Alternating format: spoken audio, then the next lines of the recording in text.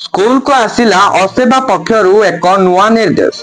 बर्तमान जहाँ भी किसी नुआ सूचना मिली चलतु आउे न करी फटाफट अपडेट जाना हेले पूर्व वीडियो को लाइक करी चैनल को सब्सक्राइब करी बेल आइकन को प्रेस करी ऑल रे क्लिक कर रखा जमार भी भूलंतु नहीं कहीं जहाँ भी किसी नुआ नुआ अपडेट आसूची चैनल माध्यम सर्वप्रथम देखा पाई चलतु आउे न करी संपूर्ण अपडेट उपर नजर पकेबा। कौन सी भिन्नक्षम छात्र छात्री शिक्षा वंचित हेबे नहीं से पाठ पढ़ाई जपरी कौन असुविधा न हुए से लगी ध्यान दिज्व। स्कूल कर्तृपक्ष कौन बाहाना देखाई नाम लिखाइबा मना करें ना। भिन्नक्षम वर्गर शिक्षार्थी 100% नाम लिखा सुनिश्चित करने समस्त जिला शिक्षा अधिकारी और ब्लॉक शिक्षा अधिकारी को ओडिशा विद्यालय शिक्षा कार्यक्रम प्राधिकरण असेबा पक्षरु एभली कड़ा निर्देश दि 2024-25 शिक्षावर्ष प्राथमिक और माध्यमिक श्रेणी नाम लेखा आरंभ हो जाइए।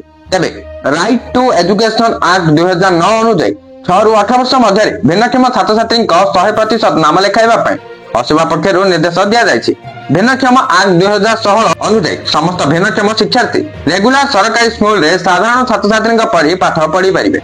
समस्त भिन्नक्षम छात्र छात्री को गुणात्मक एवं स्वतंत्र शिक्षा देवा स्कूल कर्तृपक्ष सुनिश्चित करेंगे। कौन से बाहाना देखाई से नाम लेखा को बातिल करें ना।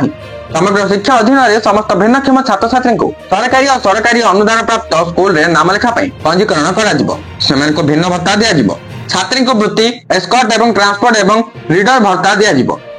आवश्यक सामग्री जेपरिक ब्रेली बोर्ड प्रिंट बही assessment camp therapy service sports एवं एक्सपोजर कार्यक्रम कर अभिभावकों को तालीम दिज्व। विभिन्न आनुषंगिक सहायता प्रदान कर जहाद्वारा भिन्नक्षम छात्र छात्री माने पढ़ाई उत्साहित हेबे। भिन्नक्षम शिक्षार्थी को स्कूल SIOS स्टडी सेंटर एवं जटणी ठारे थिबा भिन्नक्षम स्वतंत्र ITI रे नाम लिखा 100% करने को निर्देश दि जाइछि।